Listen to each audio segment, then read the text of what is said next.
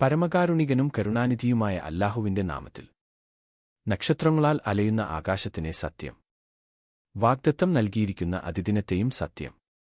സാക്ഷ്യവും സാക്ഷ്യം വഹിക്കപ്പെടുന്നതും സത്യം. കുഴിയുള്ളവർക്കു ശാപം. ഇന്ധനമുള്ള തീ പൊങ്ങിക്കത്തിയിരുന്നു. അവർ അതിന്റെ ചുറ്റിലിരുന്നു. വിശ്വാസികളോട് അവർ ചെയ്തത് നിരീക്ഷിച്ചുകൊണ്ടിരുന്നു. അവർ വിശ്വസിച്ചത് അല്ലാഹുവിൽ ആയതിനാൽ മാത്രമേ അവർക്ക് വിരോധം ഉണ്ടായിരുന്നുള്ളൂ. അവൻ പരമശക്തനും പ്രശംസനീയനുമാകുന്നവൻ. ആകാശത്തെയും ഭൂമിയും ഒക്കെയും ഏൽപ്പിച്ചിരിക്കുന്നവൻ ആകുന്നു അധിപതിത്വം. എല്ലാറ്റിനെയും കുറിച്ചും അല്ലാഹു സാക്ഷിയാണ്. വിശ്വാസി പുരുഷന്മാരെയും സ്ത്രീകളെയും പീഡിപ്പിച്ചവർച്ചില്ലെങ്കിൽ അവർക്കു നരകശിക്ഷയും തീകൊള്ളുന്ന ശിക്ഷയും ഉണ്ടാകും. വിശ്വസിച്ച് നല്ല പ്രവൃത്തികൾ ചെയ്തവർക്ക് താഴെ നദികൾ ഒഴുകുന്ന തോട്ടങ്ങൾ ഉണ്ടാകും. അതാണ് വലിയ വിജയം. തീർച്ചയായും നിന്റെ രക്ഷിതാവിന്റെ ശിക്ഷ അതീവ കഠിനമാണ്. അവൻ സൃഷ്ടിച്ചും വീണ്ടും തിരികെ കൊണ്ടുവരുന്നവനുമാണ്. ക്ഷമാശീലനും സ്നേഹപരനുമാണ് അവൻ. മഹാത്മാവായ സിംഹാസനാധിപതിയാണ്. താൻ ഇച്ഛിക്കുന്നതു നടപ്പിലാക്കുന്നവൻ.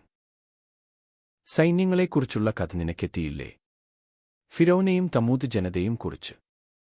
കഫിറുകൾ, അവിശ്വാസികൾ അവിശ്വാസത്തിലേക്കാണ് നീങ്ങുന്നത്. എന്നാൽ അല്ലാഹു അവരെ പിൻവശത്തുനിന്ന് ചുറ്റിയിരിക്കുന്നു. പക്ഷേ ഇത് മഹത്വമുള്ള ഖുർആനാണ്. സംരക്ഷിതമായ തട്ടിലുണ്ടായിരിക്കുന്നു അതിന്റെ രേഖ.